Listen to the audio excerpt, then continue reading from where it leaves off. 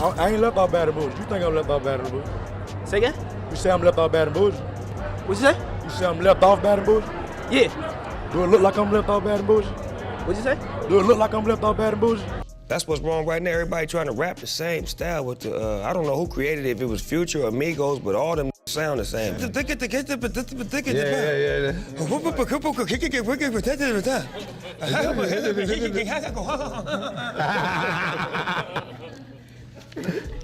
Had me in the studio one night trying to do that shit. I'm like, man, cut this shit off. Mumble rapping. Mumble rap. I mean, in Take the out of your mouth and speak clearly, young man. This mumble, blah, blah, blah. Speak clearly. Let me hear what you're saying. Gucci gang, Gucci gang, Gucci gang, Gucci gang, Gucci gang, Gucci gang, Gucci gang, Gucci gang, Gucci gang, Gucci gang. I think we really made a mistake on this. I don't think they put everything in it. On a scale of 0 to 5, I couldn't even rate this because it's just that great. I mean, it's just incredible. Hip-hop has always stood on skill and talent. So when this wave of so-called mumble rappers popped up with slurred verses and half-baked bars, the legends weren't having it. We what you call a mumble rapper. Just yeah. So you say yeah after everything and make it rhyme. It don't matter what it is. And for real, you can say anything. I just went to the store. Yeah. For the love. Yeah. Hey. Eminem tore into them, Snoop Dogg laughed at them, and Joe Budden practically turned it into his full-time job to check them. Bottom line, they're saying that ain't it. Let's get into it. Back in 2017, a few of the Wu-Tang Clan's legendary members linked up with Montreality for an interview. Naturally, the passing of Prodigy from Mobb Deep came up. Wu had nothing but love for him, calling out his impact on the game and what he meant for New York hip-hop in general. Then the conversation shifted to favorite New York MCs. A bunch of names got tossed into the mix. Ghostface was straight up with it. He doesn't really rock with too many of the new cats, but he did give props to Dave East. RZA threw a shout out to a Boogie Wit to Hoodie. Other names like Young M.A., Joey Badass, the ASAP Mob, and Uncle Murda got some shine too. I like Boogie with a hoodie. Boogie too. I like Boogie. I like Young M.A. Young M.A. You like Young M.A., Boogie? Yeah. Anybody Rebel? That's 3. There's a guy from Staten Island. What's his name? Hoff? I like Joey, man. Joey Bad. Joey and the ASAP mob is doing it. Ferg. Then came the big topic, mumble rap. The interviewer wanted to know how Wu felt about this new style that was dominating the radio and charts. Surprisingly, RZA didn't go in with the typical old school bitterness. In fact, he almost defended it. He said he's cool with the music itself, but not the label. Music is music, man. At first, what is mumble rap? Who made that title? I bet you the guys doing it don't call it mumble rap. That's what the media calls it. Let them make their music and have fun. He admitted Wu came from an era where bars, wordplay, and complex rhyme schemes were everything, but he wasn't about to knock a new generation for approaching it differently. And we come from the era where we have to have dope lyrics and all that, but we don't discriminate. And first, what is mumble rap? Who made that title? I bet you the guys who's doing it, they didn't call it mumble rap.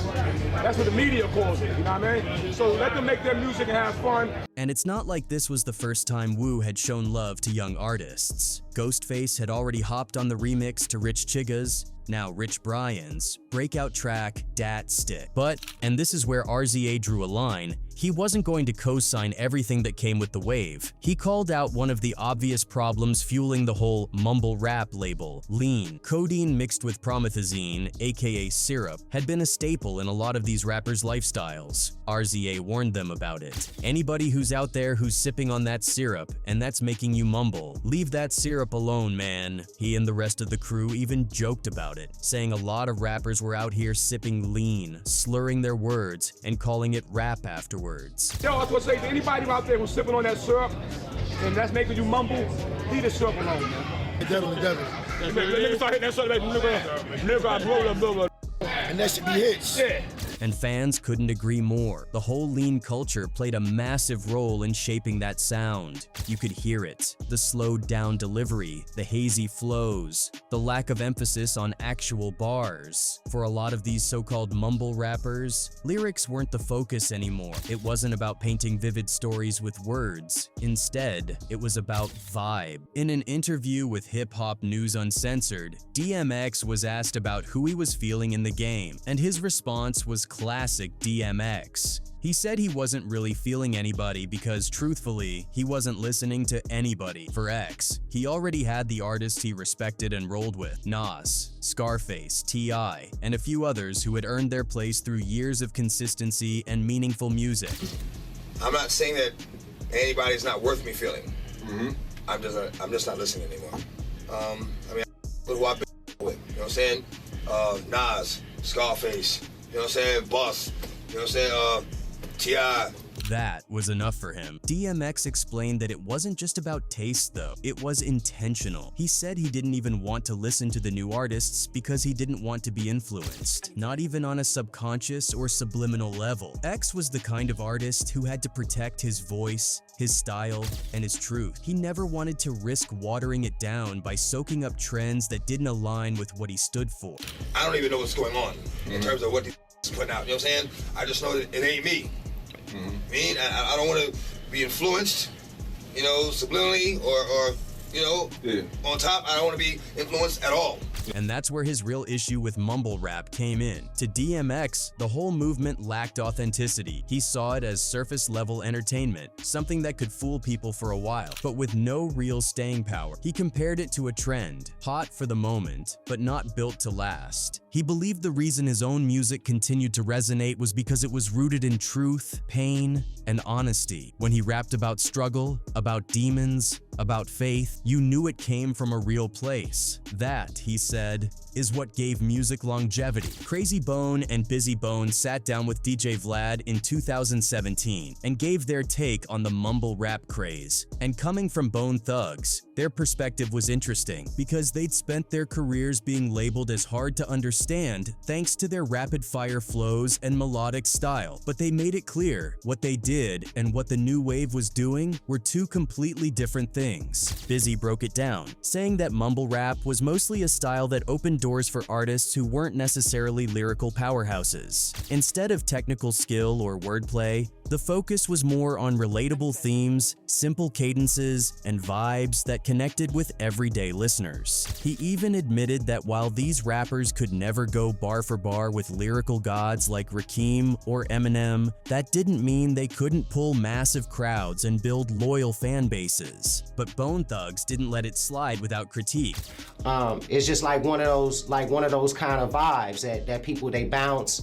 You don't have to be like a super great rapper in order to make it, and it's a lot of street dudes that get it in. That's what I see with the mumble rappers. It ain't like they could do a song with Rakim or they get respect, but they have a lot of, you know, they have a lot of fans and a lot of kids. Busy emphasized the difference between their upbringing and what he saw in the new era. Bone Thugs came up under strict East Coast influence, the golden era standard where lyricism was king. They were raised with the belief that words had weight, and you had to bring content every time you touched the mic. That's the mentality that shaped their style. Fast, melodic, complex, but still rooted in storytelling and meaning. Man, we was raised as a crew on East Coast rules. You gotta have lyrics, you gotta have content, you can't like, nobody supposed to steal your stuff. And so Busy pointed out that plenty of new artists had clearly studied Bone Thugs' unique sound. You could hear the influence in their flows and melodies, but in his eyes, a lot of them missed the depth. They grabbed the surface, but they didn't always deliver complete songs with substance. And that's where the separation was. His old interviews almost feel like the man could see the future. In one conversation from 1992,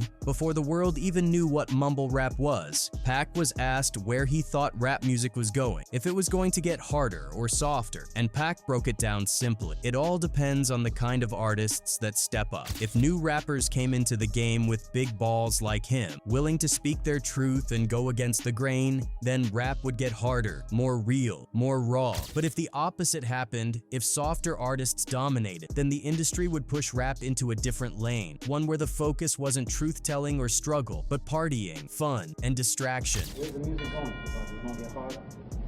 I don't know, it depends on balls. You know, got big nuts like me, it's gonna get way harder. But got a little nuts, it's gonna start getting back to a different type of rap. He even said, "There's nothing inherently wrong with that type of rap. If that's what an artist genuinely wants to do, cool. But here's the problem. Once the industry and the fans start labeling that kind of lightweight, party-driven rap as hardcore, that's when the culture loses its footing. Looking back now, it's almost eerie how spot-on Pac was. He predicted exactly what we see today with mumble rap. So much of it is about vibes, ad-libs, and catchy beats, but with no storytelling, no vivid imagery, no emotional honesty, no real lyricism. Even fans online have noticed the irony. On Reddit threads, people often ask, what would Pac and Biggie think about mumble rap if they were alive today? And the responses are telling. One fan wrote, "They would probably say what I say when I hear a lot of it. What the hell is this ish? What happened to real rap?" I'm sure both Biggie and Pac would drop some lyrics ripping these no-talent wannabes for degrading the genre.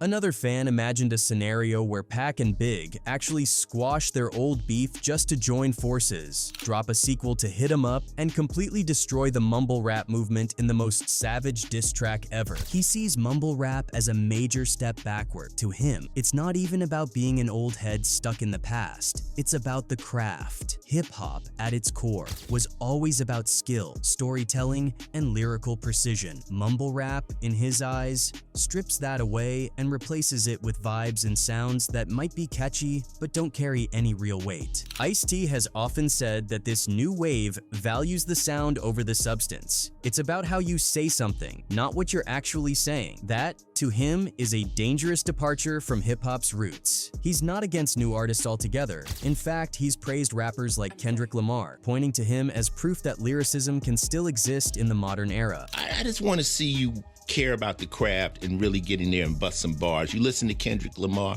How can you hate Kendrick Lamar? He's spitting, he's spitting. Yeah. We just want to hear people rhyme. That's it. That's it. So is that too much to ask? Ice-T summed it up perfectly when he said all he really wants is for artists to care about the craft. To him, that's not asking too much. It's just asking rappers to respect the art form they're representing. Back in 2017, Raw the Rugged Man sat down with Vlad TV, and the topic eventually shifted to the rise of mumble rap. At that moment, the whole world was buzzing over Migos' smash single, Bad and Bougie, especially after Donald Glover, aka Childish Gambino, shouted them out at the Golden Globes, calling Migos the Beatles of this generation. That cosign sent the hype through the roof. But when Vlad asked Raw about it, his response was the opposite of hype. Raw admitted he had never even heard a Migos record, not even the cultural phenomenon Bad and Bougie. So Vlad played it for him right there, and the look on Raw's face said it all. He wasn't feeling it. To him, the song sounded almost identical to other stuff that was floating around, like Young M.A.'s work. Nothing about it stood out. And later on, he said that the Migos are this generation's Beatles. Well, I can't critique that because I don't know the Migos music that You've well. never heard a single Migos song? You never heard a song Versace with Drake on it? Nah, I never heard it. Bad and Bougie, biggest song? I heard the Beatles. I'm not a big Beatles fan either, The Beatles. You've never heard a single Migos song?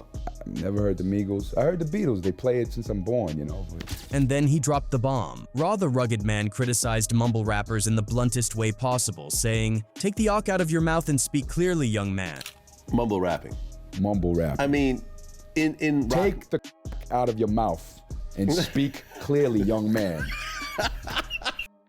This mumble, speak clearly. Let me hear what you're saying. What he was really saying is what a lot of other hip-hop purists were voicing too. Clarity, articulation, and lyrical sharpness used to be non-negotiable in rap. To hear a style where words got drowned in slurs and vibes was unacceptable to someone like Raw. In essence, he was echoing the same frustrations that legends had been talking about. He didn't go on long rants about mumble rap, but he did give fans one moment that showed exactly how he felt. It happened during BET's Rate the Bars segment, where rappers are given lyrics from different artists to read out loud and score. At first, Scarface was vibing. He was reading through different bars, smiling, giving credit where it was due. You could see he was genuinely impressed with some of the lyricism being handed to him. But then came the curveball, Gucci Gang by Lil Pump. The page in front of him was basically the phrase Gucci Gang repeated over and over, with barely any substance in between. Scarface looked looked stunned. You could tell he couldn't believe what he was reading. His whole demeanor changed from impressed to sarcastic disbelief. He laughed it off,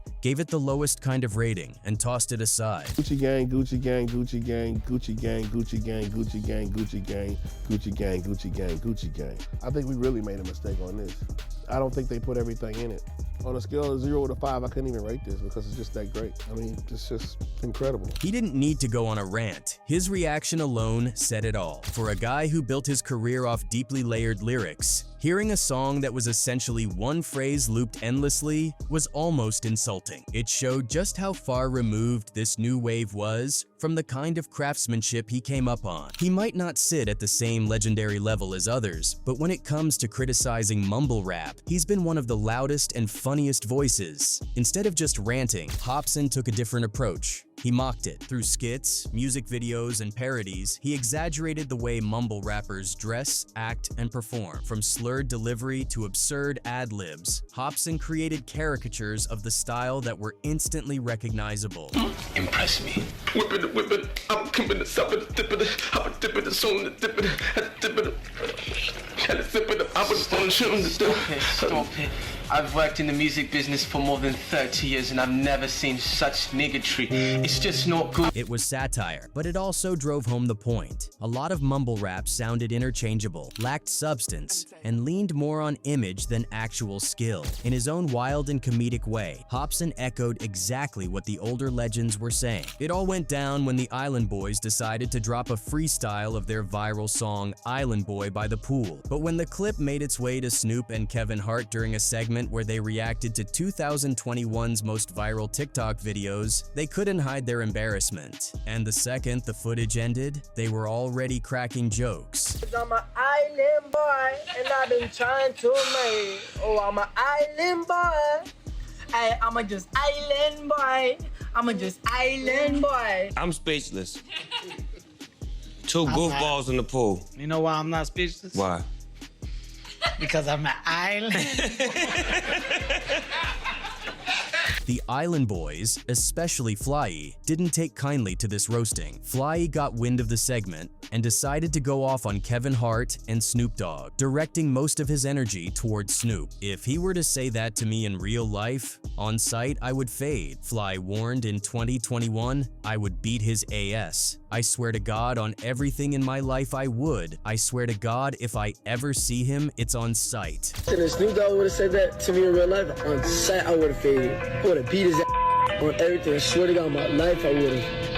I swear to God, if I ever see him, it's on sight. But Snoop wasn't fazed at all by these threats. In fact, he found it all pretty amusing. Snoop took to Instagram to troll the Island Boys, captioning his post with a playful jab, "I don't want no smoke with cuz." His followers were quick to point out that trying to mess with someone like Snoop Dogg is just asking for trouble. It seemed like the Island Boys got the message too, because Fly soon issued an apology, backing off from his initial threats. "My fault. I didn't mean to be mean to Snoop Dogg," Fly backtracked. "All love, Snoop Dogg. He's an inspiration, and he kinda put me down with the way he was talking about me. At the end of the day, I am a human being, and I feel like he tried me." Alright, Snoop Dogg. He has never been shy about his disdain for mumble rap. He made that loud and clear on his album Kamikaze, where he went on a lyrical rampage, calling out mumble rappers left and right. From taking shots at Lil Yachty with the lines, "I can see why people like Lil Yachty, but not me though, not even dissing, it just ain't for me," to mockingly interpolating Migos' hit song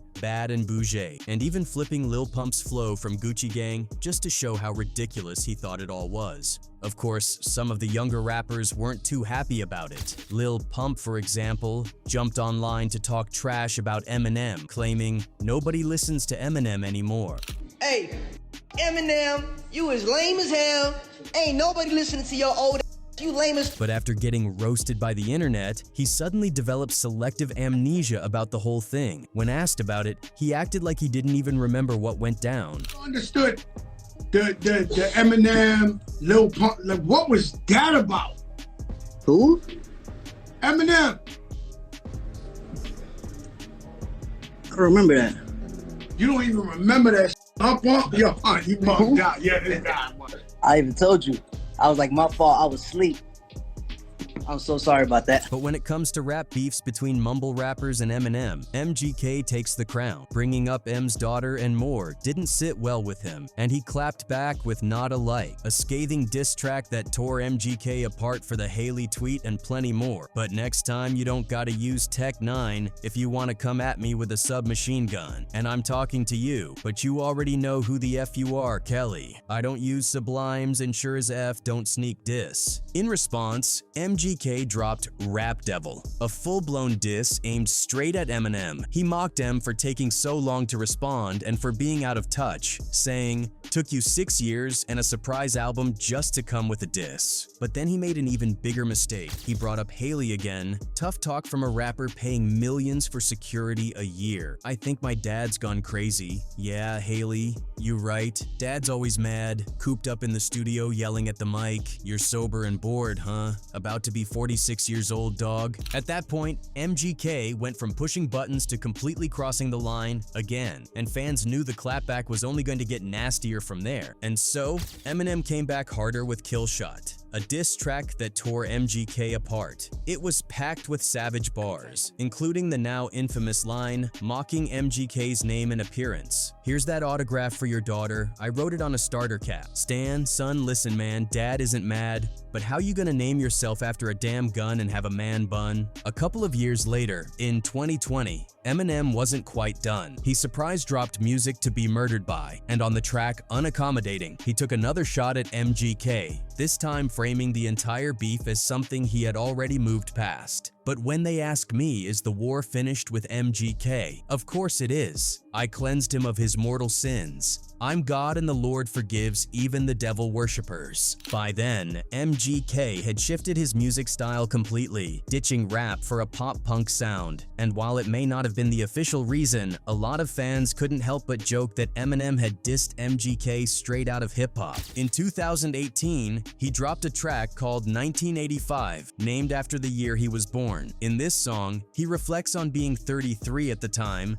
and how his perspective has shifted over the years. But he also takes the opportunity to address the mumble rap generation and share his thoughts on their music. He raps, "I know you think this type of revenue is never ending, but I want to take a minute just to tell you that that ain't true. One day, them kids is listening gonna grow up and get too old for that ish that made you blow up. Now your show's looking light cause they don't show up, which unfortunately means the money's slow up. Now you're scrambling and hoping to get hot again, but you forgot you only popped cause you was riding trends. Now you old news and you going through regrets cause you never bought that house, but you got a Benz. Now your show's looking light cause they don't show up, which unfortunately means the money slow up." J. Cole is saying that, unlike rappers who put in the work to create songs with lasting impact and memorable experiences, setting up their own unique brand and style, mumble rappers are doing the opposite. They're riding trends, trying to leave their mark, which works for some. But when they all sound similar, it's hard to tell who's who. You'd never confuse Eminem, Drake, and J. Cole because their styles and lyrical flows are distinct. J. Cole's calling out these new rappers because he thinks they need a reality check. 1985 ended up being a big diss track aimed at Lil Pump. There's a line in the song about not having a house which hit Pump hard. So much so that after the song dropped, he went and bought a $4.5 million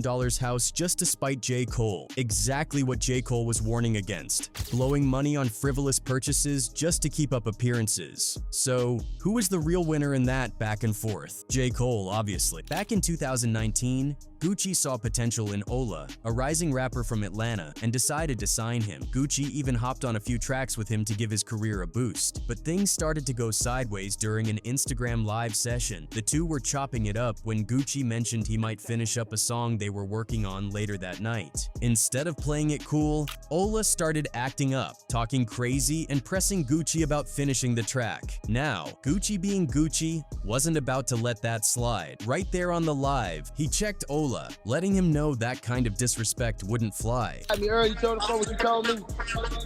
Nah, man, we don't lie. I really feel pride. Nah, we ain't gonna do all that on live, man. Man, gonna tell me, hey, run the business, don't try to run my life. What kind of time you gonna get strong, man? No, man, hell nah, I wasn't saying like that.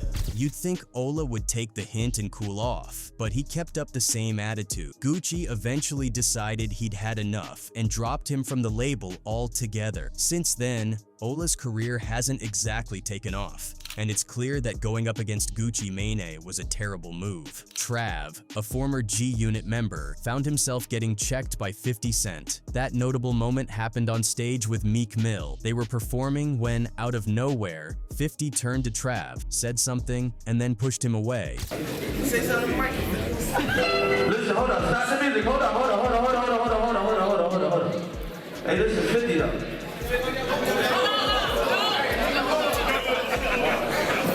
The tension was thick, and it was obvious 50 wasn't joking around. Meek Mill and others on stage quickly tried to calm the situation, with Meek even stepping in to say that he and Trav were like family. Thankfully, Meek managed to defuse things before they escalated, but it was a reminder that 50 isn't someone to mess with. Another time, 50 was out having dinner with Nicki Nicole, just minding his business, when an up-and-coming rapper ran up on him, upset that 50 wasn't giving his music a listen. Things got heated as the guy started squaring up, asking if 50 was going to hit him. He kept pushing, telling 50 to check out his Instagram, and when 50 still wasn't interested, the rapper accused him of being unfair. But look at my IG at least. Look at my IG at least. That's some. Hey, go ahead. You can fight. I don't care. Yeah, just take that. Nah.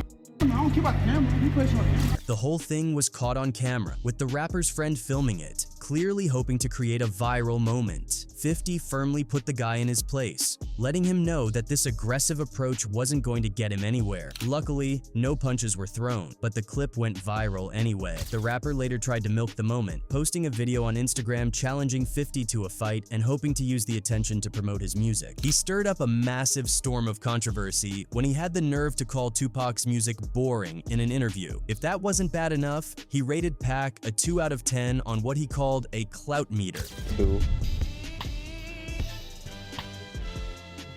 The boring music. Clout is basically a way to measure someone's influence or cool factor. Obviously, this didn't sit well with anyone who respects hip-hop history. Twitter went wild, with people from all generations coming out of the woodwork to roast him. One tweet summed it up perfectly. People shouldn't be shocked about Lil Xan disrespecting Tupac. You all have enabled these little culture vultures to get way too comfortable to the point where they can be as disrespectful as they want. Another user wasn't holding back either. This coming from a rapper named after a drug? Tupac was a poet with university classes studying his boring raps. Something you'll never know or have. Waka Flocka Flame would chime in by saying Xan was banned from hip-hop, and T.I co-signed the sentiment. Now realizing he had seriously messed up, Lil Xan tried to make amends by performing Tupac's iconic California Love at one of his shows. But by then, the damage was done. Fans weren't buying it, and the backlash kept rolling in. Things escalated even further when Xan nearly found himself in a shootout in downtown Los Angeles. He and his girlfriend Annie Smith were at a gas station when someone recognized him and brought up the Tupac comments.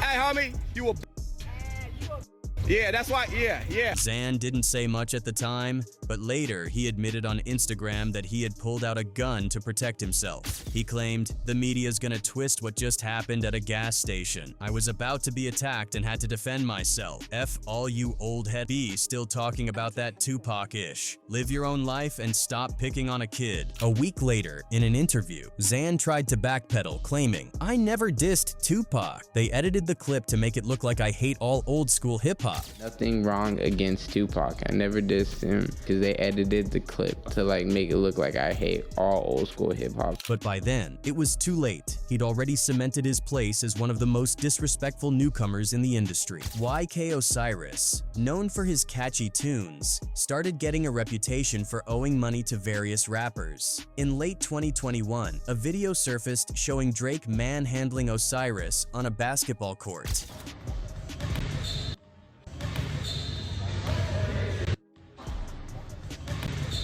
Drake literally picked him up and pushed him out of the way. Shortly after, another clip hit the internet where Drake took it up a notch by humiliating Osiris because of the money owed. Drake made Osiris perform his hit track Worth It to clear off the 60 bands he owed. Drake let Osiris know that the money he owed wasn't just pocket change, so he had to do something to pay it back since Osiris was initially reluctant to perform. You owe me 60 bands, and you have to perform the song right now in the crib. What are we talking about? What are you talking about? I'm giving you an out. I'm not Baby. I'm not Boosie. You don't owe me no 2 rags, 5 rags. You owe me 60 bags. I'm playing the song right now. You ready? I'm serious. You just gotta be ready. Oh, again. All these money issues seem to leave Osiris isolated in the rap game. By October 2022, he went live on IG and revealed he wasn't rocking with Drake or anyone else in the industry anymore. Fans were concerned as Osiris broke down in tears, feeling like everyone, especially Drake, was fake to him. Y'all keep using that Drake shit, huh? Drake don't fuck with me either. Me and Drake don't talk. Me and the baby don't talk. Nobody in Osiris. So you tell me why should I keep living? I don't get it. Like, why y'all saying like y'all would tell me all the time, but I'm giving y'all explanations like. Hopefully, Osiris is in a better place now that he's paid off most of his debts to other rappers.